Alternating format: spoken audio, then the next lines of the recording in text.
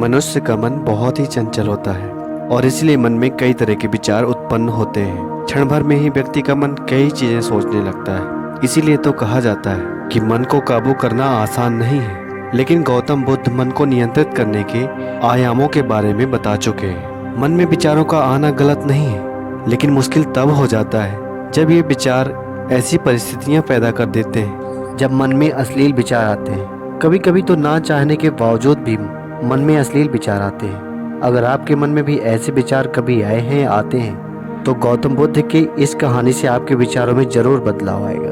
बुद्ध अपने भिक्षुओं को उपदेश देने के साथ ही उन्हें भिक्षाटन के लिए भेजते थे। एक बार उन्होंने अपने भिक्षु भरत को भिक्षा लेने के लिए एक श्राविका के घर भेजा। भरत पूरे रास्ते मन में यह सोचते हुए श्राविका के पास गया कि आखिर आज भिक्षा में क्या भोजन खाने को मिलेगा, क्योंकि भरत चंद्रवंश के राजकुमार थे और बुद्ध के सानिध्य में भिक्षु के रूप में दीक्षित हुए थे। हमेशा भरत को महल में खाने के लिए स्वादिष्ट पकवान मिलते थे, लेकिन आज भिक्षा के रूप में उसे जो भी मिलेगा संतुष्ट होना पड़ेगा। श्राविका के घर पहुंचकर भरत ने भिक्षा मांगी। श्राविका ने भरत को बैठने के लिए कहा और भोजन लाने के लिए घर के भीतर चली गई। इधर भरत फिर से अपने प्रिय भोजन के बारे में सोचने लगे और जैसे ही श्राविका भोजन लेकर आई तो भरत अचंभित रह गए। भरत ने देखा कि श्राविका ने उनके लिए उनके पसंदीदा पकवान परोसे हैं और अपने प्रिय भोजन को देख करके वह अत्यंत खुश हो गए। भोजन ग्रहण करते हुए भी भरत सोच रहे थे कि महल में तो उन्हें भोजन के बाद विश्राम करने की आदत है, लेकिन आज उन्हें भोजन के बाद वापस तेज धूप में चलकर आश्रम वापस जाना होगा।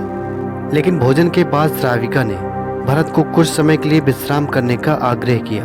भरत फिर खुश हुए कि आखिर आज उनके मन की सारी इच्छाएं कैसे पूरी हो रही हैं। इसके बाद भरत कुछ देर विश्राम करने लगे, लेकिन विश्राम करते हुए भी लेटे लेटे वह सोचने लगे कि आज तो मुझे भोजन के बाद विश्राम करने को मिल गया, लेकिन ऐसा रोज रोज नहीं होगा। जब भरत विश्राम के बाद उठे तो श्राविका ने कहा कि आप जब तक चाहें ठहर सकते हैं। भरत अब समझ गए कि ये कोई संयोग नहीं हो सकता। उन्होंने श्राविका से कहा कि मुझे क्षमा कीजिए, क्या आप मेरा मन पढ़ सकती हैं? श्राविका ने हाँ में उत्तर दिया और कहा कि हाँ, मैं मन पढ़ सकती हूँ। शुरू में यह अत्यंत कठिन था। स्वयं के मन विचारों को देखना शुरू किया। पहले मेरे विचारों की संख्या अनगिनत हुआ करती थी।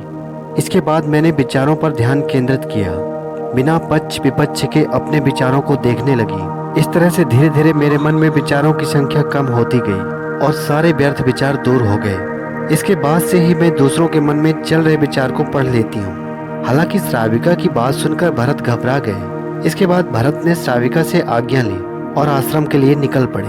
रास्ते में भी भरत फिर से मन में आए विचारों का स्मरण करने लगे कि श्राविका के बारे में उसके मन में अश्लील विचार भी आए थे। श्राविका ने उसे भी जान लिया होगा, वह मेरे बारे में क्या सोचती होगी। भरत खुद को लज्जित महसूस कर रहे थे।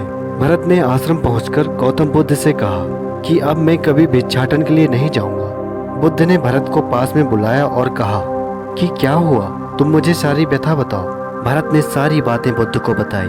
इसके बाद बुद्ध ने कहा कि अगले एक हफ्ते तक तुम भिक्षाटन के लिए उसी श्राविका के घर पर जाओगे, लेकिन तुम्हें इस बात का ध्यान रखना होगा कि कल भिक्षाटन के लिए जाते हुए तुम अपने चित्त को पूरे होश में रखना।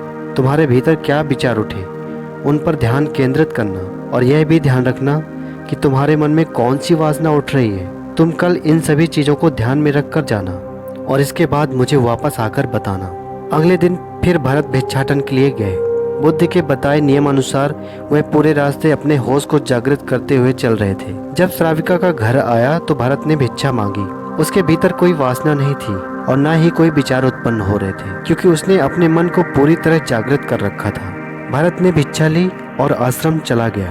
भरत ने बुद्ध को प्रणाम किया और कहा कि आज उसे जिस आनंद की अनुभूति हुई वह पहले कभी नहीं हुई। बुद्ध ने भरत को समझाया था कि हमेशा अपने ध्यान को जागृत रखा करो। अपने मन को हमेशा जागृत रखना चाहिए। इससे हम क्या करते हैं, क्या सही है हमारे लिए और क्या गलत है, इस बात का हम ध्यान पूरी तरह से रख पाते हैं।